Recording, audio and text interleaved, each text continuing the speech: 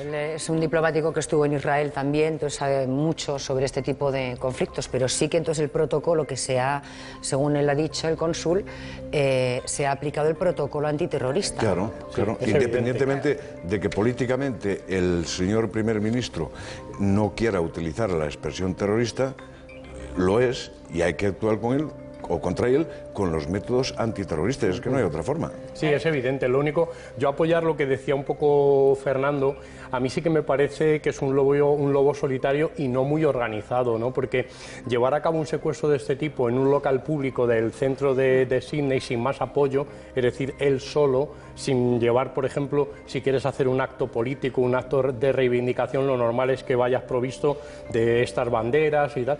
A mí esa es la impresión que me da en un principio. Y eso no lo puede hacer más peligroso, porque si es alguien que trabaja solo, o sea, que está solo, puede llevarle a que no le importe el matarse a sí mismo, ¿no? Fíjate, la definición es esa línea tan delgada, ¿no?, entre acto terrorista y motivación política. ¿Cómo lo determinaríais vosotros? Sí, pero esto que dices, fíjate, el acto de un suicida que interviene en solitario generalmente está apoyado por un grupo, lo que pasa es que eligen a él para que se inmole o él mismo se ofrece voluntario para hacerlo, ¿no? No tiene la pinta de ser así, ¿no? Claro, lo importante sería que me imagino que es en lo que está la investigación, esta que digo yo, este círculo externo que está investigando quién es este señor, qué antecedentes tiene, si pertenece a algún determinado grupo islamista, eso va a ser lo importante. Pero si lo han identificado, según está diciendo Víctor Ruido, no dan la identidad. Da la impresión de que hay detrás mucho más. ¿Por qué motivo? Bueno, en este momento se trata de transmitir seguridad a la población y no lo contrario, ¿no? Entonces, el facilitar datos que no sean estrictamente necesarios puede causar inquietud en la población. Pero el no hacerlo puede causar más sospechas de que se determine. Mira, esta que es es un acto imagen que estamos terrorista. recibiendo en directo. Vamos a tratar de diferenciar, además se le ve que es una parte de la estrategia, ¿no? Poner a los rehenes contra los cristales, que eso me imagino que es una forma de ponerse una barrera de autoprotección para que nadie dispare contra él. Es un escudo humano. Claro, él sabe que habrá francotiradores, efectivamente. Una de las pocas informaciones que ha trascendido de lo que está ocurriendo en el interior de esta cafetería, en el centro económico de Sydney, es que un joven ha podido mandarle un mensaje de móvil a su madre, en el que simplemente le ha puesto: mamá, estoy en la cafetería donde está ocurriendo todo, estoy bien, no puedo hablar. Lógicamente la madre ya ha hablado ante algunos medios de comunicación australianos, ha dicho poco menos que se le paraba el corazón de recibir ese mensaje de su hijo, pero bueno, por lo menos sabemos que esa persona ha podido escribir un mensaje y que ha dicho que está bien. Eso también delata de que él está tan solo que no puede controlar 10 o 30, porque no sabemos los que están dentro. Porque lo normal hubiese sido retirar los teléfonos móviles a todos los rehenes. Claro. Y por lo visto no lo ha hecho, hasta ese momento. Sergio, ahora mismo la psicología del secuestrador, ¿cuál sería? ¿El secuestrador? Sí. El secuestrador en este momento parece que está solo, que no ha podido acometer esa retirada de móviles y que está intentando controlar la situación. Entonces se dirige a un negociador para intentar conseguir aquello que quiere. Por lo tanto, tiene que haber cierto nerviosismo en él, pero me parece muy interesante destacar que en esa conducta, en ese comportamiento que está llevando a cabo, en este momento hay que decirle a todo que sí, hay que tranquilizarle, y la identificación es muy necesaria para aquella persona que va a negociar con él, porque una vez que conoce cómo él está conversando, qué es lo que quiere, cuáles son sus características psicológicas, así va a poder ofrecerle unas cuestiones, otras, o va a poder entrarle de una manera u otra para poder llevar a buen puerto lo que está sucediendo. Ahora, siempre hay un intermediador, un negociador que tiene que tener una psicología, bueno, una habilidad supina, ¿no?, para poder controlar la psicología del otro. ¿En qué se basa? Hay que afinar muy bien y se basa sobre todo en negociar qué es lo que tú quieres y qué es lo que yo te puedo dar. Por lo tanto, todo eso tiene que ver con, lo llamamos en psicología el pie en la puerta, que es ir concediendo poco a poco pequeñas concesiones y que él también permita que uno pueda entrar, que uno pueda mirarle a los ojos y hacer un cara a cara, de tal manera que finalmente pueda ser apresado y atrapado. Bueno, vamos a mantener la línea en directo de esta señal que estamos recibiendo de Reuters.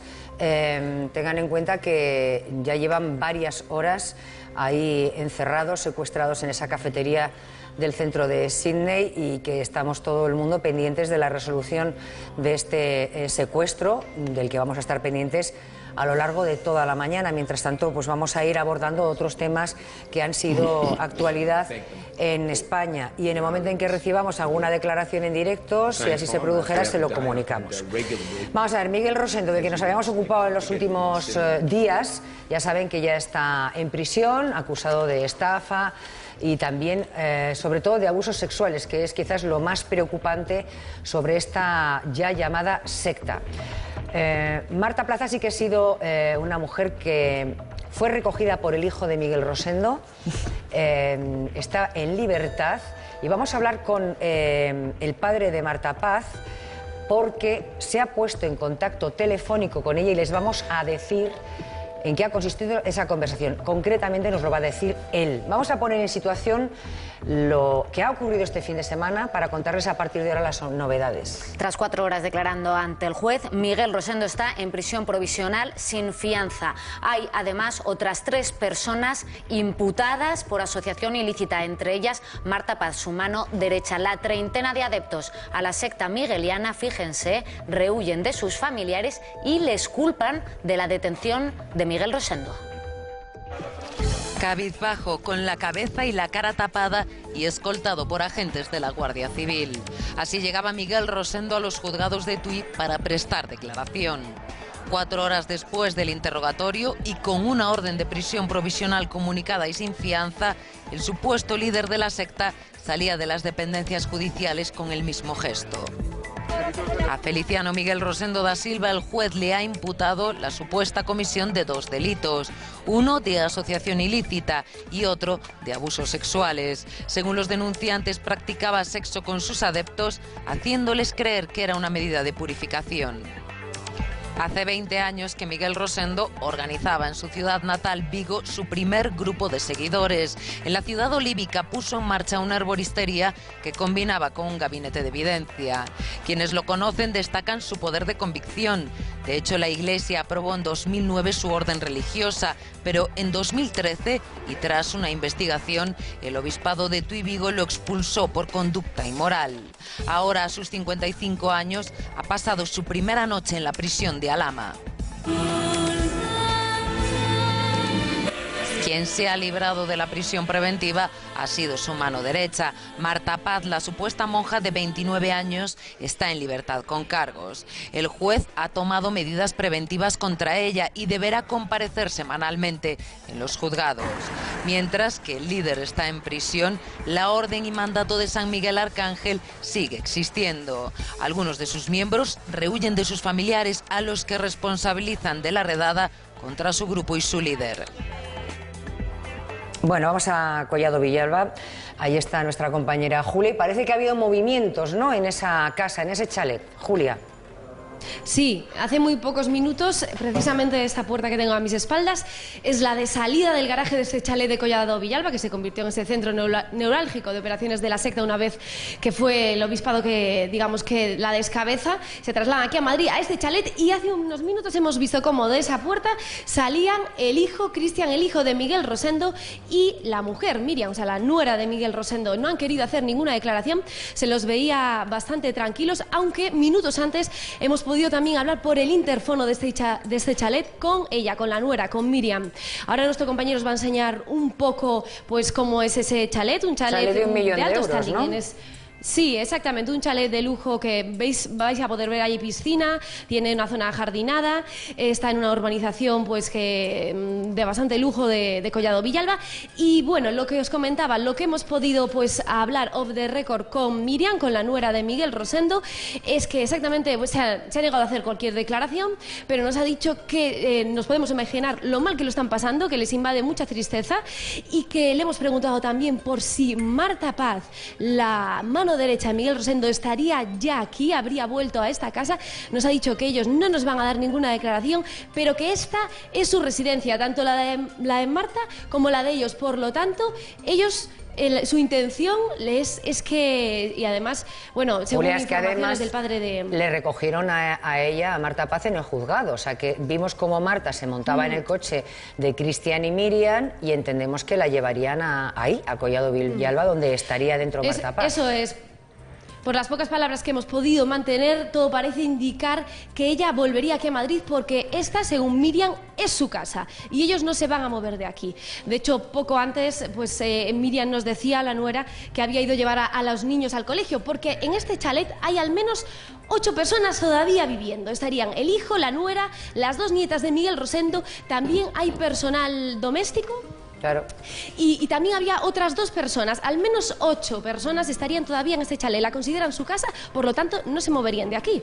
A mí lo que me gustaría, Julia, antes de continuar con el relato a través de la llamada telefónica que vamos a tener con Carlos Paz, el padre de Marta, es ver otra vez con detalle lo que nos estaba enseñando nuestro compañero a través de la cámara, que es un chalet. Estamos hablando de una congregación presuntamente para ellos religiosa, que está fuera de la iglesia, pero que, imagínense, un chalet que cuesta al menos 1 millón de euros, casi son 800 metros cuadrados de vivienda, con piscina, como la están viendo ahí, con todo el lujo de detalles según también el testimonio de personas que han estado dentro, y que eso no desate una denuncia radical absoluta por parte de la Iglesia en el momento en el que lo denunciaron.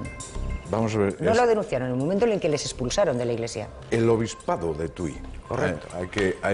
Como estamos criticando tanto las veces que la Iglesia reacciona tarde, mal o no reacciona ante casos de abusos, en este caso hay que decir que el obispado de Tui Vigo sí ha apartado por lo menos de la dirección de la orden al tal Miguel Rosendo. Hay que ir más allá, no basta solo con apartar.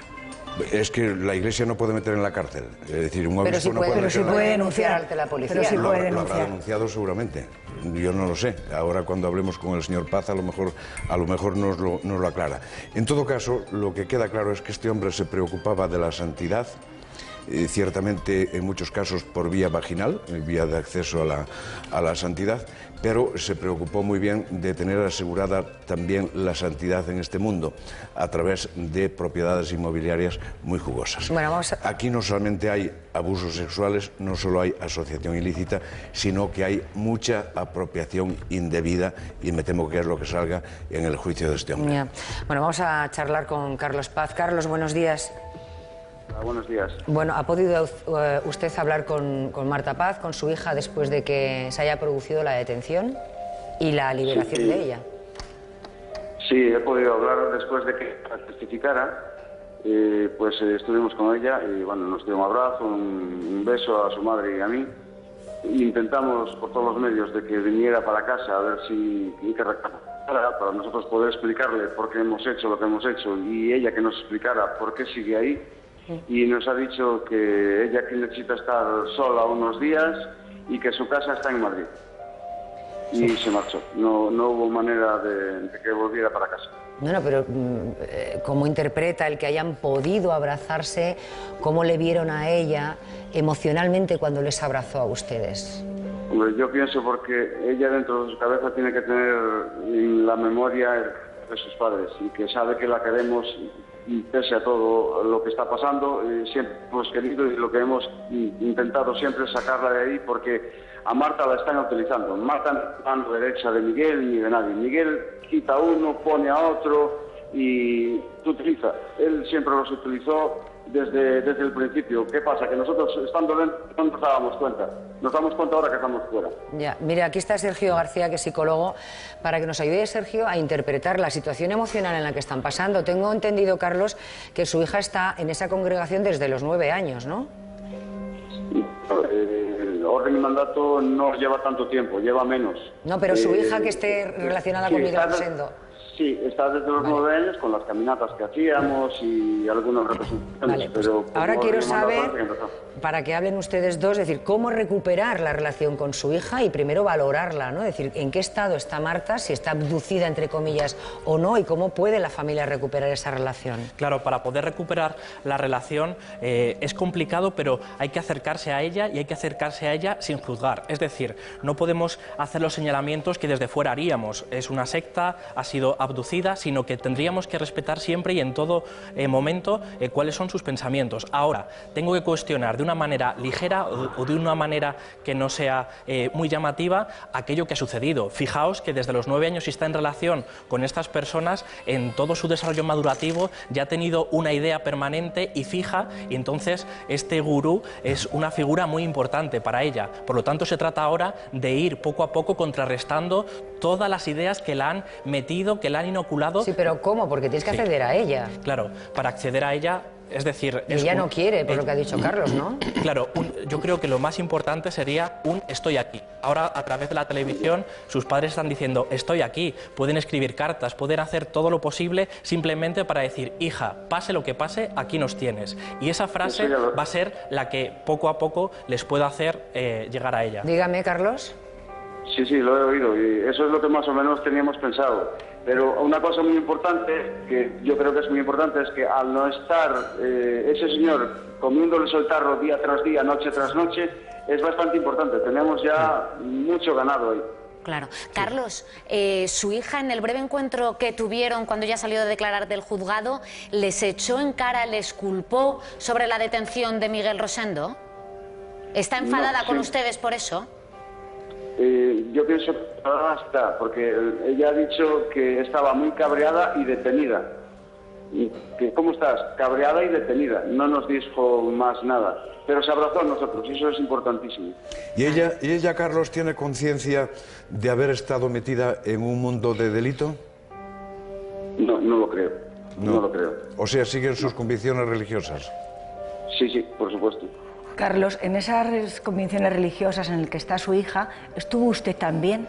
¿Qué punto de encuentro, qué le llevó a creer en esa persona y a estar en ese mundo metido? Porque en los jóvenes puede ser que les falte ubicación, los psicólogos no lo pueden explicar, se busca estar en una tribu, se busca salir de la soledad o de los miedos, pero usted, que ya era una persona adulta. Hombre, yo estaba ligado a la orden y mandato porque desde que entré en ella, pues simplemente nos dedicábamos a ayudar a los demás. Cualquier persona de la calle que ustedes le pregunten va a decir que esta era una gente estupenda, que estaba dispuesta a ayudar a quien sea y cuando sea. Claro, pero éramos nosotros, no él. Él mandaba, hizo propaganda, supongo que tendría sus subvenciones que a nosotros no nos enteramos de eso hasta ahora, claro. Es que hay algunas versiones que dicen que eran familias desesperanzadas que se acercaban a esa arboristería de Vigo, del centro de Vigo, para que les hicieran rituales, incluso con apuntes extraterrestres. Sí, ¿Ustedes se acercaron a se acercaron por esos motivos? ¿Ustedes eran una familia desesperanzada? No, no exactamente. Nosotros, algún compañero nos dijo, mira, venga aquí, ayudarnos a echarnos una mano para esto, y simplemente fuimos. Vale. Y como nos gustó lo que estábamos haciendo, ahí nos quedamos. Vamos a hacer una cosa, Carlos, sé que está trabajando, que es muy importante y además está robando tiempo a su trabajo y es su responsabilidad. Permítame un minuto, bueno, 4 en este caso, porque también vamos a hablar con Omar Saldaña, que es un experto en sectas, para que nos diga la estrategia de cómo se persuade, ¿verdad, Omar?, para que se meta a esas personas en una secta. Hola, buenos días, Marilo. Vale. Sí, por supuesto, mira... Dígame. Dígame. Las sectas coercitivas no suelen empezar con estrategias de persuasión coercitiva, sino que suelen empezar con actividades beneficiosas, ¿no?, que captan la atención de los posibles miembros y, en fin, repartiendo amor. Vale, pues ahí... Supongo que las primeras experiencias de Carlos fueron muy positivas dentro de este grupo. Es lo que estaba diciendo Carlos ahora mismo, Omar. Pero ahora continuamos hablando. Sí, dígame, Omar. Lo que pasa es que poco a poco se van instaurando prácticas que fomentan la dependencia de estas personas. Y poco a poco, de forma sutil, les van dominando para que permanezcan en el grupo. Pues vamos a ver ahora en 4 minutos cómo se hacen esas prácticas para dominarles poco a poco. Carlos, Omar y a los compañeros de la mesa, en 4 minutos seguimos hablando de este tema. Sigue la mañana.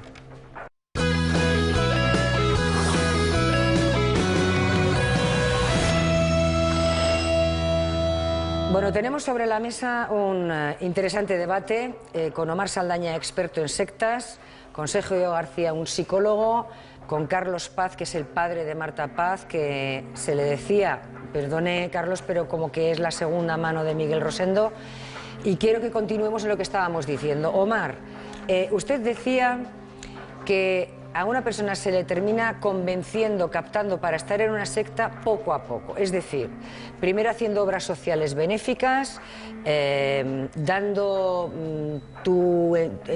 tu vida a los más necesitados, y de ahí va evolucionando hacia unas prácticas en las que sí que me gustaría saber, Omar, ¿cómo es posible convencer no solamente a una persona, a 40, de un apunte, por ejemplo, que recordaba Fernando, que el cuerpo de Cristo entra por la vagina? Esto hay que entenderlo a partir de un contexto de manipulación y un contexto de sometimiento. Como te comentaba, el primer día que entran en el grupo no les dice esas cosas, sino que es algo que va sucediendo progresivamente.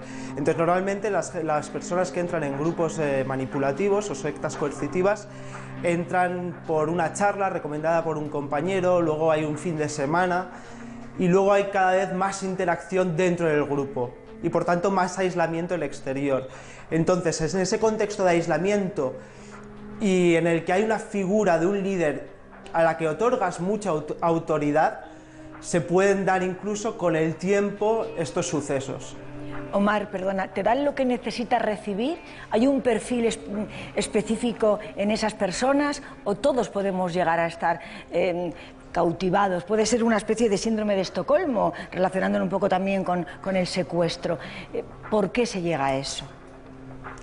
En principio no hay ningún perfil de personalidad de los miembros que han pertenecido a este tipo de grupos. Sí que es posible que en el momento de entrar en el grupo estén en algún momento de vulnerabilidad que les haga, ¿no?, sentir la necesidad de pertenecer a un grupo que además les ofrece mucho amor al principio. Entonces sí que puede haber algo de vulnerabilidad, pero que todas las personas podemos tener un estado de vulnerabilidad y por lo tanto todos nosotros en algún momento de nuestra vida podremos ser proclives de involucrarnos en algún tipo de grupo Omar, de este tipo. ¿Y cuándo se produce el momento de pasar de ese estado de vulnerabilidad a la anulación de la voluntad, que es lo que suele pasar muchas veces en las sectas y que parece que es lo que ocurre aquí en los miguelianos? Bueno, la anulación de la voluntad no es un momento concreto que se dé en algún momento temporal, es algo que, como comentaba, se da de forma progresiva. Entonces, a partir de estrategias de control del comportamiento, de aislamiento del exterior, de control de la información, vas perdiendo esa autonomía, esa libertad personal y vas siendo sometida por el líder del grupo. Entonces, no hay un momento que pierdes tu voluntad, sino que es algo muy progresivo. Omar, cuando uno quiere entrar dentro de un grupo de este tipo, muchas veces tiene ciertas cuestiones a resolver, como por ejemplo son la sexualidad y por ejemplo un pensamiento sobre la muerte. Lo que se promete en ciertas sectas son ilusiones o son unos pensamientos muy estándar donde el individuo queda congregado y de alguna manera tranquilizado. ¿En esta secta en cuestión era de esta manera? Bueno, en esta secta en cuestión se les presentaba como un grupo que conformaba una élite, ¿no?, como los enviados de Dios, que en principio resolverían posiblemente sus problemas personales al pertenecer al grupo. No sé si en esto Carlos nos puede iluminar más.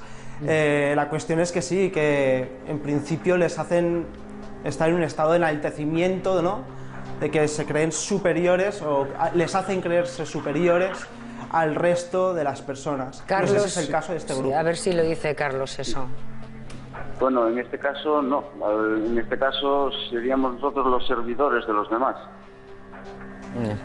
Yo quería hacerle una pregunta a Carlos y a Omar, ¿no? Puesto que Carlos abandonó la secta y Omar es experto en esto, quería preguntaros, ¿cuáles son los métodos que utilizan para que no abandonen la secta? ¿A Carlos le fue sencillo abandonar la secta? O a Omar, ¿qué tipo de métodos se suelen utilizar para no permitir que las personas las abandonen? No sé si hubo... Sí, primero Carlos, por favor. No sé si hubo amenazas. Claro, otras personas habían dejado esto antes. Lo que pasa es que nos estaba totalmente prohibido hablar con ellas. Y si había alguna noticia que habíamos hablado con ellas, aunque para consolarlas o para lo que sea, pues teníamos un vacío impresionante. Y claro, éramos lo último de lo último. Y claro, al tener a mis hijas allí a favor de él y en contra mía, pues yo no me podía ir porque tenía ahí mis hijas. Omar, y de esa manera, no sé si nos tiene ahí metidos, ¿no? No sé si es el caso de este grupo, pero realmente se espera que los miembros confesen, por ejemplo, cuando sienten algún tipo de necesidad de abandonar. Y ante una confesión de estas necesidades, el líder del grupo o otros miembros del grupo se encargan de generarles culpa, humillación, etcétera, rechazo, ¿no? Intentar seguir sometiéndolos al grupo. Hay una Evidentemente, cuestión... tener a tus familiares dentro es algo clave. Aquí hay algo, Omar y Sergio, que quería apuntar. Ya Miguel Rosendo ha sido detenido, está en prisión, sin fianza. Ahora podría empezar a desmontarse esa secta, esa organización. Pensemos en Marta Paz, en la hija de Carlos. Usted, Sergio, estaba haciendo un apunte de cómo podría ir poco a poco actuando la familia para recuperar a Marta, sin presionarle, diciendo que aquí estamos, poquito a poco. Me imagino que llevará tiempo. Pero ¿qué pasa con la época de la post-secta? O sea, si ha estado Marta desde los 9 años, vinculado, ¿ahora cuántos tiene Carlos, Marta? Tiene 29. 29 años. 20 años en esa organización. Evidentemente van a quedar secuelas. Se recuperará en caso de que quiera salir, ojo. Si quiere salir, se puede recuperar ad integrum, pero eso no puede ser rápidamente, de la noche al día, sino que va a ser a lo largo de varios años. Lo que habría que tener cuidado es que no se volviese a introducir dentro de otros grupos donde ella vaya a depender y donde por querer ayudar se vaya a unir a nuevas sectas. Es frecuente y hay estadísticas... ¿Y eso cómo lo controlas? Teniendo unos buenos pilares familiares de ayuda permanente y de cuestionar eso que está sucediendo. O sea, irse a vivir a casa de sus padres, un trabajo, una disciplina diaria... Correcto, es decir, unos buenos hábitos, que vuelva a tener un trabajo, que sus padres estén siempre ahí, que vuelva a salir con la familia, sus grupos anteriores de amigos, poder recuperar todo eso que la sociedad le estaba dando y que ahora estaba mermado. Eso le va a ayudar, bueno, va a ser un apoyo. apoyo. Se retiraron de la sociedad, han hecho un mundo y se han metido en chalets, en sus organizaciones, y ahí estaban ellos haciendo vida aparte del mundo terrenal. Correcto, ahora tiene que aprender que eso no era el mundo. Con mucho lujo, sobre eso quería plantearle yo a Carlos. Aclárenos la situación. Carlos, por lo visto vivían cada uno en su casa, al menos en el caso suyo. Pero luego vemos a las monjas vestidas, monjas o similares, uniformadas de azul y amarillo. ¿Qué tipo de vida hacían los pertenecientes a la secta y si la siguen haciendo y si siguen teniendo algún sitio de reunión, una especie de iglesia o de internado? ¿Cómo funciona esto? ¿Se lo puede decir en 3 palabras? Vamos a ver, nosotros habíamos restaurado un monasterio que nos había cedido la diócesis de Tuy Vigo, y ahí es donde teníamos nuestra base para hacer nuestras cosas, ¿no? Ensayos y todo eso. Ahí eso lo transformamos en convento de hombres y de mujeres. Y ahí las que quisieron ser monjas, él decía, bueno, vamos a hacer una orden religiosa. ¿Quién está capacitado? ¿Quién le gusta ser monja? Antes de eso, él las fue preparando para que digan que sí, prácticamente. Ya. Y se apuntaron 12, 13. Claro. Bueno, Carlos, da para mucho más este tema. Omar, muchísimas gracias. Debemos continuar con el relato de otras noticias que se escriben en la actualidad y desde luego que seguiremos abordando este tema preocupante, sobre todo también porque además de contar el caso en sí, esto también puede abrir los ojos a muchas otras personas que sospechen de que puedan estar siendo captados por una secta. Vamos a ver, el caso del parricida de Cáceres. Hoy arranca en la Audiencia Provincial de Cáceres el juicio contra un hombre que está acusado de matar a su padre y a su madre. En su primera declaración reconoció los hechos, aunque posteriormente los negó, alegando que él pasó todo aquel día deambulando por Cáceres estando drogado. Todo ocurrió en marzo del año pasado y fue como le relatamos a continuación. Un jurado popular decidirá si Juan Carlos Barra es culpable o no de asesinar a sus padres el 17 de marzo de 2013 en Mejostilla, Cáceres. La Fiscalía solicita 38 años de cárcel para el acusado en el juicio que comienza hoy en la Audiencia Provincial. Además pide una indemnización de 200.000 euros para cada uno de sus 5 hermanos que también se han personado en la causa como acusación particular. El fiscal detalla en su escrito cómo se realizó el crimen. Era las 6 de la mañana cuando Juan Carlos Barra bajó al garaje y cogió del armario una escopeta. La montó, la cargó y subió al dormitorio de su padre, que estaba recostado en la cama leyendo. Entonces Juan Carlos le disparó en el abdomen. Después se dirigió al dormitorio de su madre y la encañonó en la cabeza. Volvió de nuevo a la habitación de su padre y al observar que estaba vivo y agonizando, cogió un cuchillo de cocina y le apuñaló. Y todo, según parece, para robarle 5.400 euros. El Ministerio Fiscal también sostiene que Juan Carlos tenía ligeramente afectadas sus capacidades cognitivas. Mientras tanto, la defensa niega los hechos y señala que su cliente se encontró los cadáveres de sus padres en casa. Vamos a ver, José Carlos, que está en los juzgados. Vamos a ver quién declara hoy, recordar cómo se habrían producido los hechos y cuál habría sido el móvil del crimen. ¿Qué tal? Buenos días, Mariló. Bueno, pues según el escrito del Ministerio Fiscal al que hemos tenido acceso, al parecer lo que sostiene tanto Fiscalía como la acusación particular, pues sería que el móvil estaría motivado por el hecho de que el acusado, que Juan Carlos, le habría pedido a sus padres ser contratado en un negocio familiar, en una empresa que tenían de plásticos. Los padres no lo querían contratar y esta situación, el hecho de que el acusado no tuviera trabajo, hacía que tuviera una dependencia económica de sus padres, algo que él absolutamente estaba en contra de ello y no quería. Ese es, como decimos, el motivo que según el Ministerio Fiscal pues podría haber desembocado en estos trágicos sucesos que comienzan a enjuiciarse desde hace pues casi una hora. A las 10 de la mañana ha comenzado a formarse el jurado popular y luego va a ser ya turno para la declaración del acusado. Declaración importante porque, como veíamos en ese vídeo, en un primer momento, en una primera declaración tras ser detenido, reconoce ser el autor material de los 2 asesinatos y en una segunda declaración posterior ya ante el juez dice que él se encontró los cuerpos sin vida de sus padres cuando llegó al domicilio familiar. En ese momento él dice que estaba bajo los efectos de las drogas y que no era consciente del escenario y del panorama que tenía delante. Claro, la primera versión es que eso que estabas apuntando, José Carlos, es importante y quería comentarlo con Sergio. En la primera versión él confiesa que ha matado a padre y madre. O sea, él llega a casa, le coge la escopeta, la monta en su garaje, sube al dormitorio de su padre, quien estaba leyendo en ese momento recostado en la cama, le dispara contra el abdomen, se va al dormitorio donde está su madre, le dispara a la cabeza, la mata, vuelve, se da cuenta que su padre está todavía con vida y lo remata con cuchilladas en el cuello. Esos son los hechos tal y como se relatan inicialmente. Pero uno de los motivos que estaba comentando José Carlos es que los padres lo mantenían económicamente porque no querían dar trabajo en la fábrica como a sus hermanos. Pero es que presuntamente no se lo daban porque robaba dinero de la fábrica. Entonces el hijo, dice que tenía dependencia económica. ¿Eso psicológicamente puede llegar a justificar psicológicamente o en la pérdida de cabeza un crimen tan atroz como este? Evidentemente ese puede ser un argumento manifiesto para él, pero evidentemente hay detrás unas cuestiones psicológicas de índole que no hay pilares suficientes para poder salir adelante. Muchas veces parecen tonterías, pero ellos se dicen tonterías y justifican con eso todas las brutalidades que hacen. Evidentemente, viéndolo desde un contexto más amplio, no fue por eso, pero para él, en su relato, puede incluso estar y parecerle algo sencillo y coloquial.